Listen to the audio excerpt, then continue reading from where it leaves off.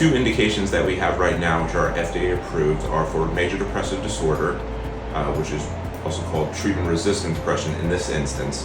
What I mean by treatment-resistant depression is that somebody who fits the DSM-5 criteria for major depressive disorder, but has failed at least one medication trial. So that can be either classic SSRI such as Prozac, or an SNRI like Effexor, or another antidepressant of a different class. So a full trial, meaning 4 to 6 weeks at an FDA-approved dose without remission of symptoms.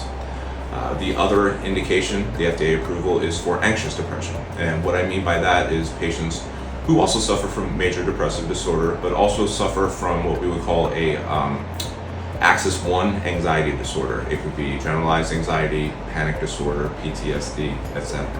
But those are the two indications that we have now, and those are the ones that we will be treating. In the future, in a couple of months coming up, we will be using another FDA approval for obsessive compulsive disorder, which is targeting a different area of the brain, which relieves results. Okay, so an initial assessment is done by myself in my clinic.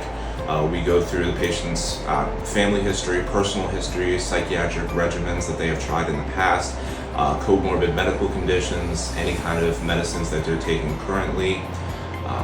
And then once the assessment is done and we have all that information collected, we can note whether the patient is a positive candidate for therapy or not. The whole process takes around 6 to 8 weeks, but improvement can be seen within the first 2 to 3 weeks. In the first 4 weeks, on average, you're getting 1 session per day, so 5 days per week. Sessions last from about 18 to 20 minutes, or not long at all. A patient comes to and fro the clinic. They're able to drive, no medications are administered. Side effects are few and far between. They lack the natural side effects which primary antidepressants such as Prozac or Paxil come with.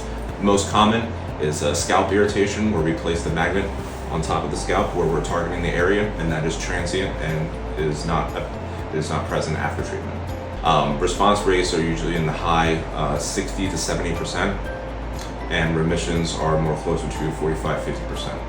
And these are for patients who have treatment-resistant depression who have failed multiple trials.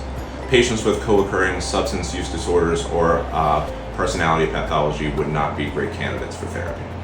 And the only contraindication to TMS therapy is that we're using an electromagnet. So any kind of metal in the shoulder level or above would be contraindicated because the strength of our magnetic field is equal to an MRI. So if somebody can handle an MRI and their device, wherever they have it, is okay with it, then they're a candidate for TMS.